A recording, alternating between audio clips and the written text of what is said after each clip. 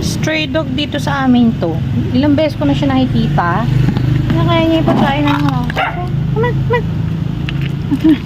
Ayan. Gutom na gutom. Wawa naman. Kilala ako sa kapitbahay namin to eh. Kasi lagi siya nandoon. So, madalas may tubigan at bowl akong pagkain sa labas kasi may pinakakain ako stray cat. Yan. So, hindi naman siya ano ng cat eh. Gutom lang talaga siya.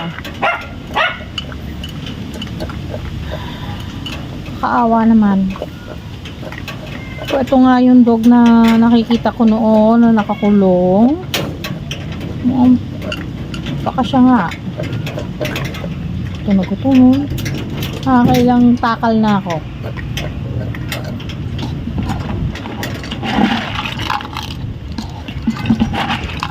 Tapos, come on, come on. Sige.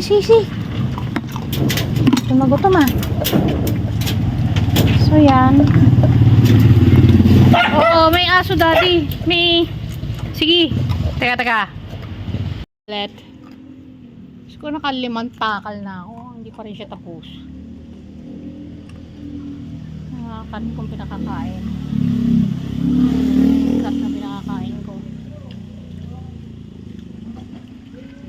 Ayan ako. Yan ang purpose nung lalagyan ako sa labas.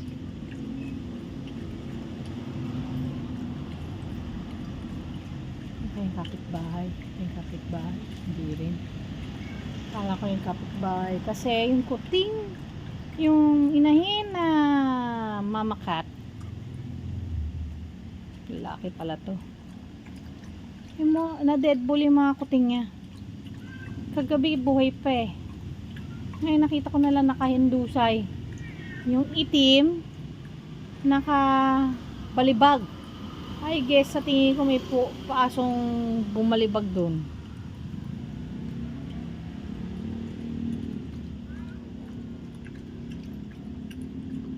Pinakakain ko na to ilang beses eh. Come on.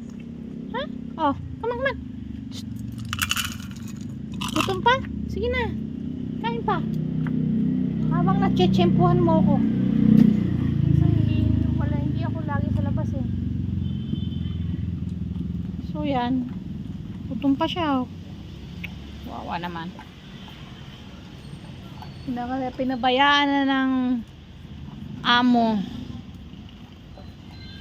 Huh? Bye-bye.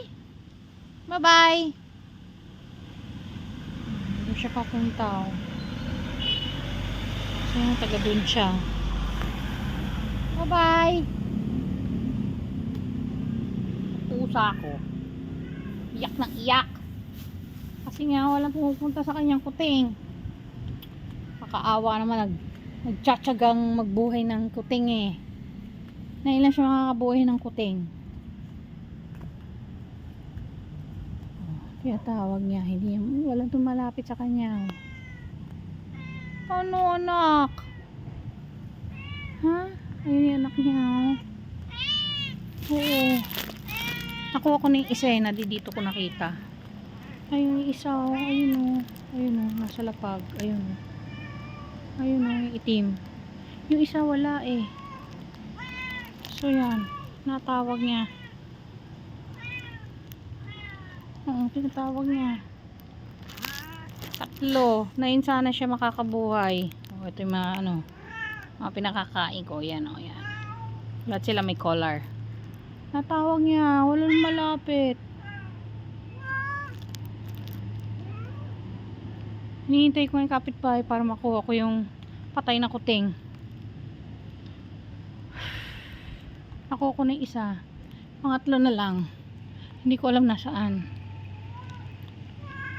Update ko kayo.